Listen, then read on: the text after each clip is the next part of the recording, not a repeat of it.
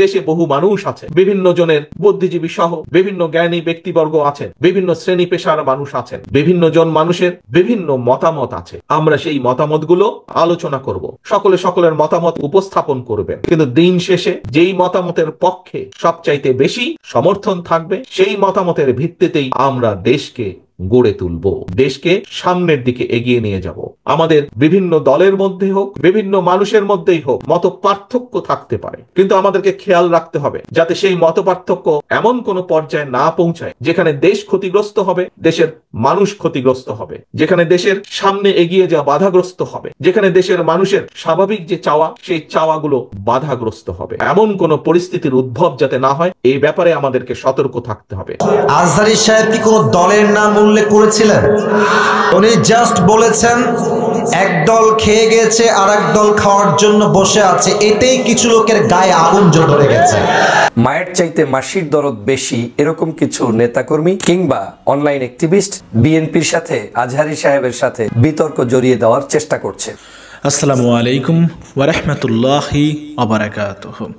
দেশ ও দেশের বাহিরে দূর দূরান্ত থেকে যারা এই মুহূর্তে দেখছেন ভিডিওটি, তাদেরকে অনুরোধ করব দয়া করে পুরো ভিডিও সম্পূর্ণ দেখবেন। খুবই গুরুত্বপূর্ণ এবং অত্যন্ত ইম্পর্টেন্ট ভিডিও নিয়ে উপস্থিত হয়েছে আপনাদের মাঝে। প্রিয় দর্শক শ্রোতা মণ্ডলী, সম্প্রতি মিজানুর রহমান আজহারীকে ঘিরে বিএনপির মধ্যে একটা উত্তেজনা পরিস্থিতি বিরাজ করছে। আজহারীর বিরুদ্ধে নানাবিধ বক্তব্য রাখছে বিএনপি নেতাকর্মীরা। প্রিয় দর্শক শ্রোতা মণ্ডলী, বিএনপি নেতাকর্মীদের মধ্যে আজহারীকে নিয়ে তৈরি হয়েছে একটা ক্ষোভ। তার কারণ মিজানুর রহমান আজহারী হুজুর যশোরের মাহফিলে একটি বক্তব্যের মাঝে বলেছিলেন যে একদল খাইছে আর একদল খাওয়ার জন্য বসে আছে। সেই বক্তব্যের রেশ ধরে বিএনপি নেতাকর্মীরা আজহারীর সমালোচনা করে যাচ্ছে। অনেক নেতাকর্মী বলছে মিজানুর রহমান আজহারী হুজুরকে তারা দেশছাড়া করবে। প্রিয় দর্শক শ্রোতা মণ্ডলী, আবারও নাকি দেশ থেকে বিতাড়িত করবে আজহারীকে। প্রিয় দর্শক শ্রোতা মণ্ডলী, এই কথার প্রেক্ষিতে এবারে বিএনপি নেতাকর্মীদের উদ্দেশ্যে কড়া হুঁশিয়ারি দিয়েছে বিএনপির ভারপ্রাপ্ত চেয়ারপারসন তারেক রহমান। প্রদর্শক শ্রোতা মণ্ডলী, আজহারীর সমালোচনা করাই রীতিমতো ক্ষেপে গেছে তারেক রহমান। তারেক রহমানের দাবি বিএনপির নাম ডোবানোর জন্য কিছু নামধারী বিএনপি নেতাকর্মীরা এই সমস্ত কিছু করছে, আজহারীকে নিয়ে সমালোচনা করছে। বিএনপির নেতাকর্মীরা আজহারীর সমালোচনা করে বিএনপিকে তলানিতে নিয়ে যাচ্ছে। তারেক রহমান কি বলল বিএনপি নেতাকর্মীদের আজহারীর বিরুদ্ধে কথা বলার প্রেক্ষিতে, এবং একই সাথে ডক্টর ফয়জুল হকের একটি বক্তব্য শুনব আজহারীর পক্ষে। তিনি কি বললেন, বিএনপি নেতাকর্মীদের কিভাবে ধুলাই করলেন। তিনিও একজন বিএনপি কর্মী, তবে তিনি বিএনপি কর্মী সত্যিকার অর্থে প্রকৃত জিয়ার আদর্শবান তিনি কর্মী আমি মনে করি। চলুন কথা না বাড়িয়ে মিজানুর রহমান আজহারী হুজুরের বিরুদ্ধে বলার প্রেক্ষিতে তারেক রহমান নেতাকর্মীদের উদ্দেশ্যে কি বক্তব্য রাখলো সেটা শুনবো, এবং একই সাথে আমরা দেখব যে ডক্টর ফয়জুল হক তিনি কি বললেন আজহারীর পক্ষে। আপনাদের সামনে দুটো কথা বলার সুযোগ হয়েছে আমার, আলহামদুলিল্লাহ। আজকে আমরা এখানে একত্রিত কেন হয়েছি এই বিষয়টি আপনারা সকলেই জানেন। গত 16 বছরে যেই স্বৈরাচার বাংলাদেশ থেকে পালিয়ে গিয়েছে গত অগস্ট মাসের 5 তারিখে, সেই স্বৈরাচার গত 16 বছরে সারা বাংলাদেশে লক্ষ লক্ষ পরিবারকে নির্যাতিত করেছে। শুধুমাত্র পালিয়ে যাবার কদিন আগেও, পালিয়ে যাবার 1 সপ্তাহ আগেও থেকেও সেই পলাতক স্বৈরাচার প্রায় 2000-এর মতন মানুষকে হত্যা করেছে। পালিয়ে যাবার কয়েকদিন আগেও ক্ষমতা ধরে রাখতে প্রায় 30,000-এর কাছাকাছি মানুষকে সে বিভিন্নভাবে জখম করেছে, বিভিন্নভাবে নির্যাতন করেছে। প্রিয় ভাই বোনেরা, এই যে গোলাম রাব্বানী, এই মানুষটি কে ছিল? মানুষটি একজন সাধারণ মানুষ ছিল, মানুষটি একজন রাজনৈতিক কর্মী ছিল। তার দোষ কি ছিল? তার দোষ ছিল সে দেশের মানুষের যেই অধিকার, কথা বলার অধিকার বলি আমরা, ভোটের অধিকার বলি আমরা, অর্থাৎ মানুষের যে অধিকার, ওই যে পালিয়ে গেছে যে 5 তারিখে স্বৈরাচার, সে সেই অধিকারকে দাবিয়ে রাখতে চেয়েছিল। প্রিয় ভাই বোনেরা, যারা আমাদের ভাইরা শহীদ হয়েছে তাদেরকে আমরা ফিরিয়ে আনতে পারবো না। যারা বিভিন্নভাবে ক্ষতিগ্রস্ত হয়েছেন, আমাদের যে সকল ভাইয়েরা বোনেরা ক্ষতিগ্রস্ত হয়েছেন, বিভিন্নভাবে পঙ্গুত্ব নির্যাতনের শিকার হয়েছেন, পঙ্গুত্ব বরণ করেছেন, তাদেরকে হয়তো চিকিৎসার মাধ্যমে আমরা কাউকে কাউকে সুস্থ করে সম্পূর্ণভাবে সুস্থ করতে পারবো, কাউকে কাউকে হয়তো কিছুটা হলে আমরা সুস্থ করতে পারবো। যেই পরিবারগুলো বিভিন্নভাবে ক্ষতিগ্রস্ত হয়েছে, আপনারা সহ বাংলাদেশের মানুষ যাদের পক্ষে সম্ভব, সেই মানুষগুলো যদি এই পরিবারগুলোর পাশে আমরা যার যতটুকু সামর্থ্য আছে তা নিয়ে যদি আমরা পাশে দাঁড়াই, তাহলে সেই পরিবারগুলো আগামী যে কয়দিন বেঁচে থাকবে কিছুটা হলেও ভালো থাকবে। প্রিয় ভাই বোনেরা, আজ স্বৈরাচার পালিয়ে গিয়েছে। বাংলাদেশের মানুষ এখন স্বৈরাচার মুক্ত। এখন সামনে আমাদের আরেকটি বড় যুদ্ধ। কি সেই যুদ্ধ?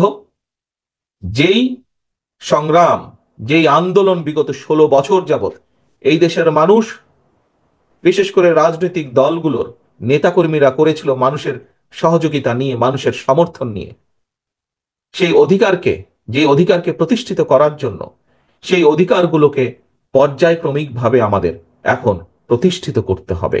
যারা শহীদ হয়েছে, যারা নিজের জীবন দিয়েছে, তাদের লক্ষ্য কি ছিল? প্রথম লক্ষ্যই তাদের ছিল মানুষের রাজনৈতিক অধিকারকে প্রতিষ্ঠিত করা, মানুষের বাক স্বাধীনতাকে প্রতিষ্ঠিত করা।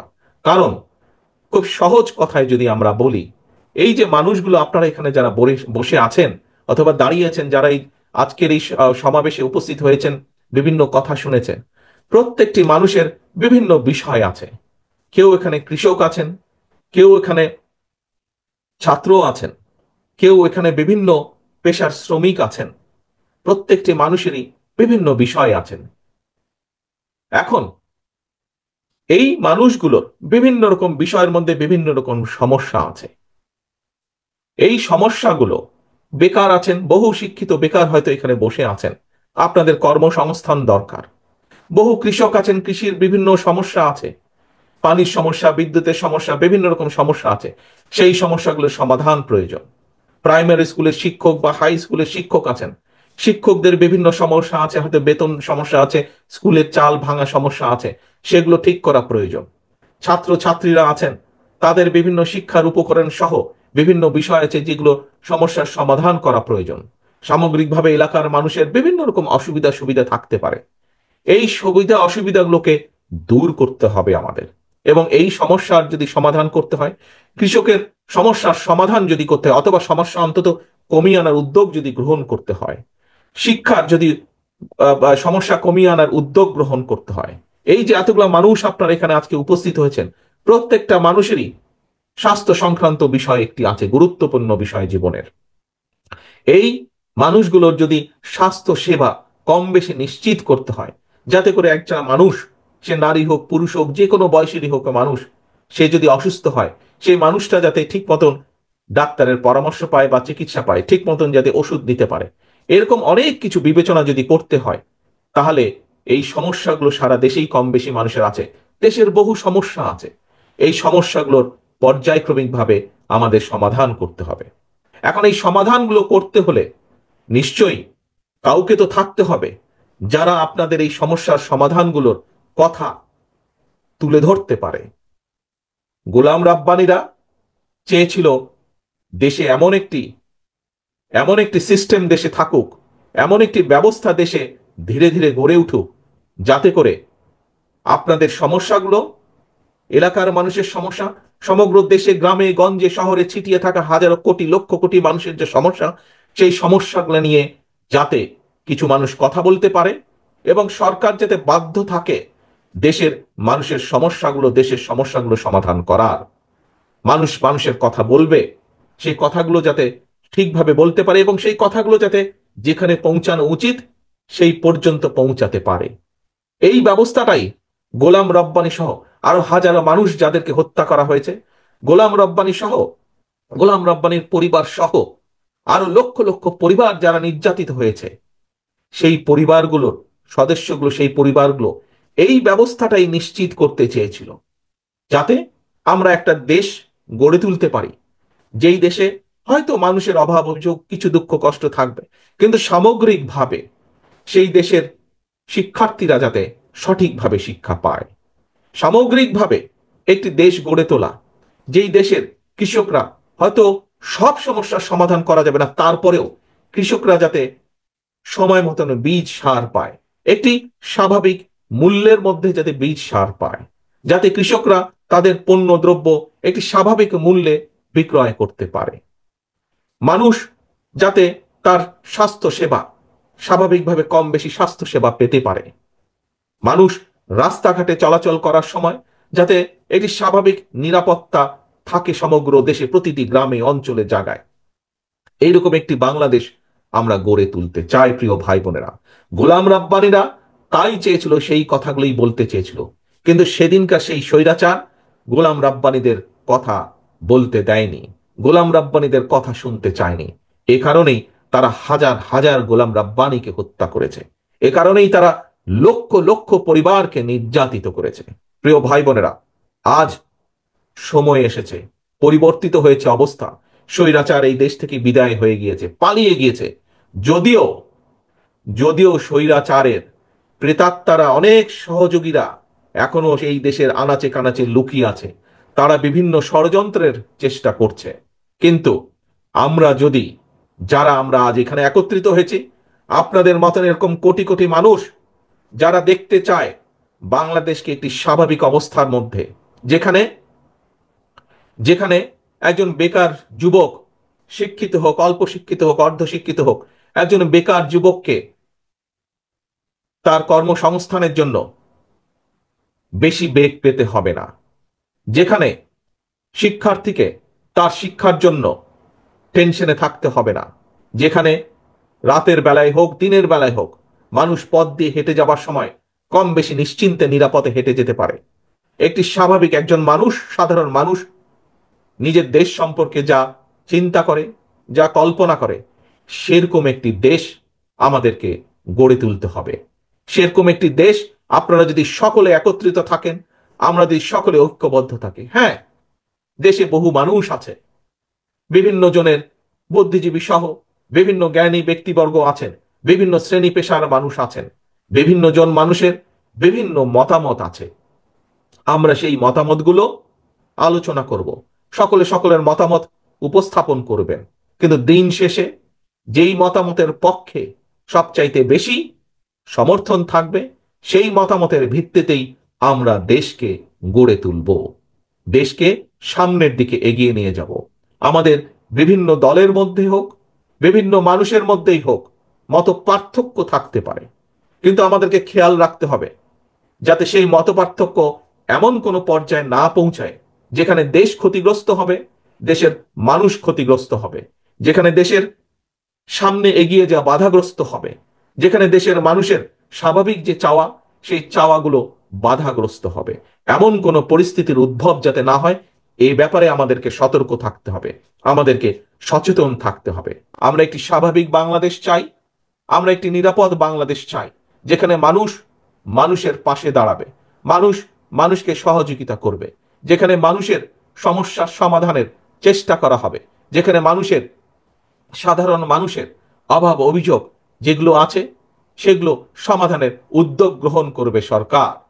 এইরকম একটি সরকার আমরা আগামী দিনের বাংলাদেশে গড়ে তুলতে চাই।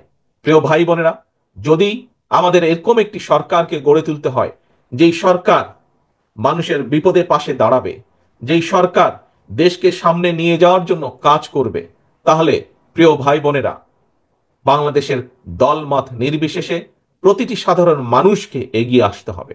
এবং সমগ্র পৃথিবীতে আপনারা প্রায় দেখেন, টিভির পর্দায় দেখেন, পত্রপত্রিকায় দেখেন, বিদেশের অনেকগুলো দেশ, এই যে আমি যুক্তরাজ্যে আছি, এই দেশ সহ আরো যেই দেশগুলোকে, যাদেরকে আমরা উন্নত দেশ বলি, আমরা জানি যে এইসব দেশের সরকাররা জনগণের জন্য কাজ করে, জনগণের স্বাস্থ্যের জন্য কাজ করে, জনগণের শিক্ষা ব্যবস্থার জন্য কাজ করে, জনগণের নিরাপত্তার জন্য কাজ করে, নারীদের জন্য কাজ করে, শিশুদের জন্য কাজ করে, শ্রমিকদের পাশে দাঁড়ায়, শ্রমিকদের বিপদের সময় কৃষকদের পাশে দাঁড়ায়। এইসব দেশের সরকার একটি প্রক্রিয়ার মাধ্যমে তৈরি হয়। কি সেই প্রক্রিয়া? যেই দেশগুলোর দিকে আমরা তাকিয়ে থেকে, আহা, এই দেশগুলো কিভাবে নিজেদের দেশকে গড়ে তুলেছে। এইরকম যেই দেশগুলো আছে সেই দেশগুলোতে একটি প্রক্রিয়া ফলো করা হয়, অনুসরণ করা হয়। সেই প্রক্রিয়াকে বলে নির্বাচন প্রক্রিয়া, গণতান্ত্রিক উপায় নির্বাচন প্রক্রিয়া। প্রিয় ভাই বোনেরা, বাংলাদেশকে যদি আগামী দিনে নিয়ে যেতে হয় তাহলে অবশ্যই বাংলাদেশকে গণতান্ত্রিক ব্যবস্থার মধ্যে ফিরিয়ে আনতে হবে। সেটি ইউনিয়ন পরিষদের নির্বাচন হোক, সেটি পৌরসভার নির্বাচন হোক, সেটি উপজেলা পর্যায়ের নির্বাচন হোক, সেটি সংসদ পর্যায়ের নির্বাচন হোক, সেটি মসজিদ কমিটির নির্বাচন হোক, সেটি কোনো প্রতিষ্ঠানের নির্বাচন হোক, কিন্তু নির্বাচন প্রক্রিয়ার ভেতরে বাংলাদেশকে ফিরিয়ে আনতে হবে। নির্বাচন প্রক্রিয়ার মধ্যে যদি আমরা বাংলাদেশকে ফিরিয়ে আনতে পারি এবং সেই যে কোনো মূল্যে সেই নির্বাচন প্রক্রিয়াকে আমাদের অব্যাহত রাখতে হবে বছরের পর বছর, যুগের পর যুগ, তাহলেই আমরা এই যে আজকে আমার সামনে এতগুলো মানুষ, এই মানুষগুলোর মধ্যে থেকেই যোগ্য নেতৃত্ব বেরিয়ে আসবে, যোগ্য মানুষ বেরিয়ে আসবে। কেউ বেরিয়ে আসবে ইউনিয়ন পরিষদের মেম্বার অথবা ইউনিয়ন পরিষদের চেয়ারম্যান হিসাবে, কেউ হয়তো বেরিয়ে আসবে পৌরসভার চেয়ারম্যান হিসাবে, কেউ হয়তো বেরিয়ে আসবে উপজেলা চেয়ারম্যান হিসাবে, কেউ হয়তো বেরিয়ে আসবে সংসদ সদস্য হিসাবে। কিন্তু প্রকৃত মানুষের ভোটে যারা বেরিয়ে আসবে নির্বাচনের মাধ্যমে, সেই মানুষগুলো কাজ করবে মানুষের জন্য, সেই মানুষগুলো কথা বলবে তার এলাকার মানুষের জন্য, সেই মানুষগুলো কাজ করবে সামগ্রিকভাবে দেশের মানুষের জন্য, সামগ্রিকভাবে দেশের জন্য। প্রিয় ভাই বোনেরা, আসেন, আমরা আন্দোলন করেছি, সংগ্রাম করেছি, বহু মানুষ আত্মহতি দিয়েছে, এখন হচ্ছে সামনের দিন হচ্ছে দেশ গড়ার পালা। একদল খাইছে আর একদল খাওয়ার জন্য রেডি আছে, এরকম একটি মন্তব্য করেছেন বাংলাদেশের তরুণ প্রজন্মের আইডল, বর্তমান প্রজন্মের সবচাইতে জনপ্রিয় ইসলামিক স্কলার, বাংলাদেশের গণমানুষের হৃদয়ের স্পন্দন শায়েখ ডক্টর মিজানুর রহমান আজহারী। তিনি তার এই বক্তব্যে কোনো দলকে, কোনো ব্যক্তিকে, কোনো গোষ্ঠীকে, কোনো ব্যক্তির নাম উচ্চারণ করে বক্তব্য দেয়নি। তবুও বাংলাদেশ জাতীয়তাবাদী দলের মায়ের চাইতে মাসির দরদ বেশি এরকম কিছু নেতাকর্মী কিংবা অনলাইন অ্যাক্টিভিস্ট, তারা এটাকে নিজ দলের কাঁধেই টেনে নিয়ে বিএনপির সাথে, আজহারী সাহেবের সাথে বিতর্ক জড়িয়ে দেওয়ার চেষ্টা করছে। শুধু তাই নয়, বাংলাদেশের সাম্প্রতিক সময়ে আমার কাছে মনে হচ্ছে অতিরঞ্জিত কিছু মানুষ যারা আলেম সমাজ থেকে, ইসলামিক স্কলারদের কাছ থেকে, তথা বাংলাদেশের যারা সত্যিকার গত 16 বছর পর্যন্ত হাসিনার শাসনামলের জুলুমের শিকার ছিলেন, নির্যাতনের শিকার ছিলেন, সেই সকল আলেমদের কাছ থেকে বিএনপিকে সুকৌশলে দূরে রাখার চেষ্টা করছেন। এবং যারা এটা করছেন তারা নিশ্চিত শাহবাগী কিংবা শাহবাগীদের খুব কাছের মানুষ, না হয় পার্শ্ববর্তী দেশ ভারতের স্পষ্ট দালাল। আপনারা জানেন যে বাংলাদেশ জাতীয়তাবাদী দল বাংলাদেশের সবচাইতে জনপ্রিয়, সর্ববৃহৎ একটি দল। যত বড় মাথা তত বড় ব্যথা থাকবে, যত বড় দল হবে তত বড় দোষ থাকবে, তাকে নিয়ে আলোচনা হবে, সমালোচনা হবে। কিন্তু প্রত্যেকটি আলোচনা এবং সমালোচনা যদি রিয়্যাক্ট আকারে আবার সেটার উত্তর দেওয়া হয়, প্রতি উত্তর দেওয়া হয়, সেটা নিতান্তই অযোগ্য মানুষরাই এই কাজটি করে। যোগ্য মানুষরা কখনোই কোনো ধরনের ছোটোখাটো মন্তব্যের জন্য কিংবা আমার সমালোচনার জন্য উঠে পড়ে লাগবে না। এবং উঠে পড়ে লাগছেন কার সাথে? যাদের জনপ্রিয়তা বাংলাদেশের সর্বশীর্ষে, যারা বাংলাদেশের সবচাইতে জনপ্রিয় ব্যক্তিত্বই শুধু নয়, বাংলাদেশের মানুষের কাছে, বাংলাদেশের ভাষাভাষী যত দেশ বিদেশে মানুষ রয়েছেন তাদের হৃদয় নিংড়ানো ভালোবাসা পাওয়া ব্যক্তিত্ব, যেমন শায়েখ ডক্টর মিজানুর রহমান আজহারী। আমি তাকে কাছ থেকে দেখেছি। আমি বিশ্বাস করি গণতন্ত্রের সুন্দর ধারা হচ্ছে উন্মুক্ত মন্তব্য যে কেউ যে কোনো জায়গায় করতে পারে। তিনি আমার বিরুদ্ধে কথা বলতে পারেন, আরেকজনের বিরুদ্ধে কথা বলতে পারেন। গত 16 বছর পর্যন্ত আওয়ামী লীগকে আমরা দেখেছি এই কথা বলার অধিকারটাকেই কেড়ে নেওয়া হয়েছিল। স্বাধীনভাবে মত প্রকাশ কাউকে করতে দেওয়া হয়নি। মতের একটু ভিন্ন হলেই তাকে দালাল, তাকে জামাত শিবির, তাকে হেফাজত, তাকে চরমনাই, তাকে বিভিন্ন নামে বেনামে ডেকে ট্যাগ লাগিয়ে তাদেরকে জুলুম, নির্যাতন, অত্যাচার এবং কি দেশান্তরিত পর্যন্ত আওয়ামী লীগের আমলে করেছিল। আজকের কেন, কি কারণে হঠাৎ করে আলেম সমাজের সাথে বিএনপিকে দূরত্ব তৈরির জন্য চেষ্টা চালানো হবে? এখন অনেকেই বলবেন আলেম সমাজ বলতে কাকে মনে করেন? আপনি যদি আলেম সমাজ বলতে শায়েখ আহমদুল্লাহকে আপনার কাছে আলেম না মনে হয়, আজহারী সাহেবকে আলেম না মনে হয়, সাইফুল্লাহ সাহেবকে আলেম না মনে হয়, আপনার এই বর্তমান প্রজন্মের যারা এরকম বড় বড় ইসলামিক স্কলার রয়েছেন, যারা কাজ করছেন, কাজী ইব্রাহিম সাহেবকে যদি আলেম না মনে হয়, পীর মাশায়েখ, অনেক ইসলামিক দলের নেতৃবৃন্দ আছেন, তাদেরকে আলেম না মনে হয়, চরমনার পীর সাহেবকে আলেম না মনে হয়, হ্যাঁ হেফাজতে ইসলামের মামুনুর সাহেবকে আলেম না মনে হয়, তাহলে এদেশের আলেম বলতে আপনি কাকে মনে করেন? আওয়ামী লীগ এরকমই বাংলাদেশের হক্কানি আলেমদেরকে সম্পূর্ণ ভিন্ন জায়গায় রেখে তারপরে তার সৃষ্টিকৃত কিছু ঢোলবাদ্যওয়ালা, তবলা বাজানো, কিছু নৃত্য করা মঞ্চের উপরে দুই একজন আলেম সৃষ্টি করে বাংলাদেশের যুব সমাজকে কলঙ্কিত করতে চেয়েছিল, যদিও তাদের এখন আর কোনো স্থান এই বাংলাদেশে নেই। কিন্তু বাস্তবিক অর্থ হচ্ছে এদেশের আলেম সমাজ সব সময় সত্য এবং ন্যায়ের পক্ষে চলেছে, ন্যায়সঙ্গত কথা বলেছে। সেই কথাটি অনেক সময় আমার গায়ে পড়তে পারে, আপনার ঘাড়ে পড়তে পারে, যদি আপনি সেটার জন্য অপরাধী হয়ে থাকেন। কিন্তু বিচলিত হওয়ার এই কোনো কারণ নেই যে আলেম সমাজ আপনার বিরোধিতা করছে, বক্তব্যের বিরোধিতা করছে, তার মানে আমাকেও কাউন্টার দিয়ে তার বিরোধিতা করতে হবে, এরকম হওয়ার কোনো সুযোগ কিন্তু নেই প্রিয় বন্ধুরা আমার। তাহলে তারা কারা এই কাজটি করছে? আজকের বাংলাদেশে যেই ট্যাগিংয়ের রাজনীতি আওয়ামী লীগ চালু করেছিল, সেই ট্যাগিংয়ের রাজনীতি আপনি করছেন কিনা এবং আপনি করে দলটাকে বিপদের মধ্যে ফেলছেন কিনা, সেটা আজকের জাতির কাছে আপনাকে জবাব দিতে হবে। আপনি বাংলাদেশের শেখ হাসিনার পতনের আগের ইতিহাসটা জানেন। রাজাকার শব্দ উচ্চারণ করার কারণে শেখ হাসিনার ক্ষমতায় টিকতে পারে নাই। এই যুব সমাজের কাছ থেকে তাফসির মাহফিল কেড়ে নেওয়া হয়েছিল, 144 ধারা জারি করা হয়েছিল, সাইদি সাহেবকে ফাঁসির কাস্টে ঝুলানোর জন্য রায় দিয়েছিল, তারপরে তার জেলের মধ্যে ইনজেকশন পুশ করে হত্যা করা হয়েছে। আলেম সমাজকে কতই কষ্ট দিয়েছে, কিন্তু প্রতিউত্তরে শেখ হাসিনা কি পেয়েছে? শেখ হাসিনা পেয়েছে জিরো। শেখ হাসিনাকে বিতাড়িত হতে হয়েছে, পালিয়ে যেতে হয়েছে, কিন্তু আলেম সমাজ মৃত্যুবরণ করলেও তাদের কবর বাংলাদেশেই আছে, না হয় তাদের পরবর্তী প্রজন্ম বাংলাদেশেই তাফসির মাহফিল কিংবা বড় বড় অনুষ্ঠান করছে। আমি এই দলটাকে অত্যন্ত ভালোবাসি। বাংলাদেশ জাতীয়তাবাদী দলের জন্য গত 16 বছর কথা বলেছি। দীর্ঘ 16 বছরের মধ্যে জুলুম, নির্যাতন, অত্যাচারের শিকার দেশ নেত্রী বেগম খালেদা জিয়ার কথা বলেছি, তারুণ্যের অহংকার জনাব তারেক রহমান সাহেবের কথা বলেছি, এবং আমি বিশ্বাস করি আগামীর বাংলাদেশ গঠন করতে এই দল এবং এই দলের এই দুইজন নেতার বিকল্প নেই, তাদেরকে রাখতেই হবে। কিন্তু আমি এই দলকে চাই ক্লিন ইমেজে। তারা তাদের কথা বলেই যাবে, শুধু তারা প্রতি উত্তরে রাজনৈতিক দলগুলোর মতো করে আচরণ করে, যেটা একজন সাধারণ কোনো আলেমের সাথে টক্কর বাজানোর জন্য মাঠে ময়দানে নামবে, সেটা এই দলের জন্য ভয়াবহ পরিস্থিতি এনে দিবে, তাতে কোনো সন্দেহ নাই। আপনি রাজনৈতিক মন্তব্য করতে গিয়ে আওয়ামী লীগের বিরোধিতা করেন, কোনো সমস্যা নাই। রাজনৈতিক মন্তব্য করতে গিয়ে কোনো একটি রাজনৈতিক দলের মতের বিরুদ্ধে আপনি মন্তব্য করেন, কোনো সমস্যা নাই। কিন্তু বাংলাদেশের কোনো আলেম সমাজকে নিয়ে মন্তব্য করার অধিকার বিন্দুমাত্র আপনার নাই। যখন সেটা করতে যাবেন, সেটা আপনি রাজনৈতিকভাবে আপনি ক্ষতিগ্রস্ত হবেন, কোনো সন্দেহ নাই। যারা মনে করছেন মিজানুর রহমান আজহারি কে, অনেকেই দেখলাম দুই একদিনের ফুটফুট করে মন্তব্য করছেন আজহারি টাইপের, মানে আপনার মন্তব্যের ভাষা এইরকম যে আজহারিকে আপনি চেনেনই না। আজহারি সাহেবের বক্তব্যকে আপনার মানে চরমভাবে মনে হয়েছে ওনরা কারা? হ্যাঁ, ওনরা তারা যারা এই বাংলাদেশের নতুন কিছু দিগন্ত উন্মোচন করতে পেরেছে, বাংলার মানুষের কাছে হৃদয় নিংড়ানো ভালোবাসা পেয়েছে। তাদের নাম এই ডক্টর শায়েখ মিজানুর রহমান আজহারি। একদিনে চাইলে 50টা মাহফিল করতে পারে, একদিনে চাইলে কোটি টাকার উপরে ইনকাম করতে পারে। শুধু মাহফিল দিলে আমার দলের বিএনপির অন্তত 300 আসনের 300 ক্যান্ডিডেট আছে যারা আজহারিকে নিয়ে মাহফিল করানোর জন্য বসে থাকে, চায় প্রতিদিন তারা এই দাওয়াতের জন্য বিভিন্ন মাধ্যমে যোগাযোগ করার চেষ্টা করে। শুধু বিএনপি না, আওয়ামী লীগের সময়ও দেখেছি আওয়ামী লীগের বহু এমপি তার মাহফিলগুলোর সামনে গিয়ে বসে থাকতো শুধুমাত্র একটু জনপ্রিয়তা পাওয়ার জন্য।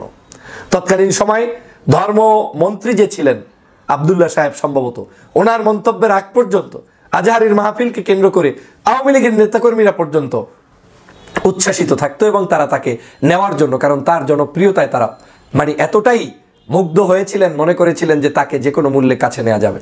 কিন্তু যখন ভারতের রয়ের পরিকল্পনায়, শেখ হাসিনার স্পেশাল নির্দেশনায়, আব্দুল্লাহ সাহেবের ষড়যন্ত্রে আজহারি সাহেবকে দেশ থেকে বিতাড়িত করা হলো, তখন আওয়ামী লীগ ভিন্ন ডাইছে তারা আজহারির বিরোধিতা করা শুরু করে দিল। আজ একই উপায়ে আজহারি সাহেব দীর্ঘ 5 বছর পরে ফেরত আসার পরে যদি কেউ আজহারি সাহেবের কণ্ঠরোধ করার চেষ্টা করে কিংবা তার বক্তব্য তাকে শিখিয়ে দেওয়ার চেষ্টা করেন, সে কখনোই দলের কল্যাণকারী কোনো ব্যক্তি হতে পারে না। তিনি শাহবাগী, তিনি আওয়ামী লীগী, তিনি শেখ হাসিনারই মদতপুষ্ট কোনো না কোনো সন্তান। শহীদ রাষ্ট্রপতি জিয়া রহমানের আদর্শ মুক্ত। খালেদা জিয়া কোনোদিন কোনো আলেম সমাজের বিরুদ্ধে একটা কটু কথা বলেন নাই। জননেতা জনাব তারেক রহমান কোনোদিন বলেন নাই। আপনি কে যে হঠাৎ করে কথা বলে এই দলটাকে ডুবানোর জন্য মাঠে নেমেছেন? আমি মনে করি বাংলাদেশের এই রকম মানসিকতা যদি পরিহার করতে না পারেন তাহলে আপনার কারণে ক্ষতিগ্রস্ত হবে এই দলটি। মিজানুর রহমান আজহারী সাহেব তার যশোরের মাহফিলে বলেছেন, দেশে আহামরি কোনো পরিবর্তন আসে নাই, এক দল খেয়ে গেছে আর এক দল খাওয়ার জন্য বসে আছে। কে যেন আজহার নাকি মাজার একজন আছে, আগে ওরা খাইছে এখন এরা খেতেছে না, কি বলছে না? আপনারা বলেন উনি কি কথাটা ভুল বলেছেন না ঠিক বলেছেন? আপনারা বাঘের মতো আমাকে উত্তর দিবেন আওয়াজ করে। প্রিয় কলিজার টুকরা রংপুরের ভাইরা, আজহারী সাহেব কি কোনো দলের নাম উল্লেখ করেছিলেন? এই যে আস্তে কথা বললেন, কোন দলের নাম বলেছেন? কোন ব্যক্তির নাম মেনশন করেছেন? উনি জাস্ট বলেছেন এক দল খেয়ে গেছে আর এক দল খাওয়ার জন্য বসে আছে, এতেই কিছু লোকের গায়ে আগুন জ্বলে গেছে।